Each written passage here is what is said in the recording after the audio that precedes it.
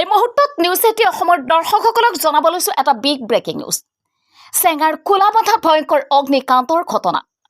বিদ্যুতৰ সংযোগ বিচ্ছিন্ন হৈ এই শ্বৰ্ট চাৰ্কিটৰ ঘটনা সংঘটিত হয়, ফলত বিধ্বংসী জুইৰ সূত্ৰপাত। অগ্নিদগ্ধ হৈ আনচাৰ আলী নামৰ লোকজন গুৰুতৰভাৱে আহত হয়। কাছুমাৰা আৰক্ষী থানাৰ অন্তৰ্গত কোলাবান্ধা গাঁৱত সংঘটিত হয় এই বিধ্বংসী অগ্নিকাণ্ডৰ ঘটনা। জানিব পৰা মতে কোলাবান্ধা গাঁৱৰ আনুল্লা নামৰ লোকজনৰ বাসগৃহত বিদ্যুতৰ শ্বৰ্ট চাৰ্কিট হৈ দুটাকৈ ঘৰ সম্পূৰ্ণৰূপে জুইত ভস্মীভূত হয়। নগদ ধন ৩০,০০০ টকা, ঘৰখনৰ ভিতৰত থকা আচবাব, খাদ্য সামগ্ৰী, বয় বস্তু, অলংকাৰবোৰ জুইত ভস্মীভূত হয়। ভুক্তভোগী পৰিয়ালৰ লোকে উল্লেখ কৰা মতে দুটা ঘৰৰ লগতে জুইত যায় ৩০,০০০ টকা, নগদ ধনসহ প্ৰায় আনুমানিক ৫০,০০০ পৰা ৬০,০০০ টকাৰ ভিতৰত খাদ্য সামগ্ৰী, বয় বস্তু বিধ্বংসী জুইত সম্পূৰ্ণৰূপে ভস্মীভূত হয়। News desk report, news ৮০ Assam.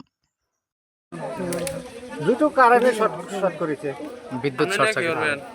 কিমান ক্ষয়ক্ষতি হৈছে? ক্ষয়ক্ষতি ধরক টেবুল আল্লাহ চাল্লাহ মানে গডেজ চডেজ আছিল, শকেজ আছিল, এইবিলাক সব জ্বলি গ'ল।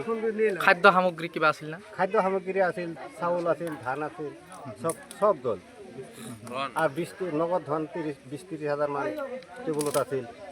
৩০,০০০ টকা মান নগদ ধন ৩০,০০০ মান টকা মান। কাৰ ঘৰটো কাৰ? ঘৰটো আনুল্লা। এই গাঁওখনৰ নাম? গাঁওখনৰ নাম আমাৰ খোলাবান্ধা পৰে, ২ নম্বৰ খোলাবান্ধা পৰে। কিমান ক্ষয়ক্ষতি হ'ল, কি আহ্বান জনাব চৰকাৰক?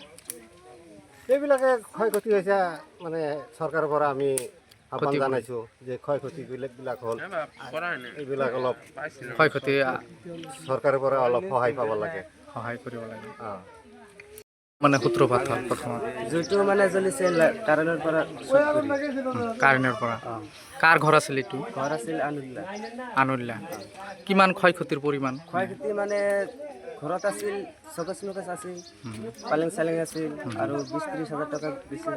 নগদ ২০-৩০,০০০ মান টকা দিছে। খাদ্য সামগ্ৰী আছিল না ভিতৰত? খাদ্য সামগ্ৰী আছিল, চাউল আছিল, ধান আছিল, মাকৈ চাকৈ আছিল, চব দিছিল। এই ঘৰখনৰ মালিকৰ নাম কি আছিল? আনুল্লা। গাঁওখন কি আহ্বান থাকিব মানে ইমান ক্ষয়ক্ষতি হ'ল? চৰকাৰৰ পৰা আহ্বান জানো যে চৰকাৰে যিহেতু কিবা সহযোগিতা কৰিব লাগে। ক্ষতিপূৰণি লাগে না, ইমান ক্ষতি হ'ল। চৰকাৰক মই এতিয়া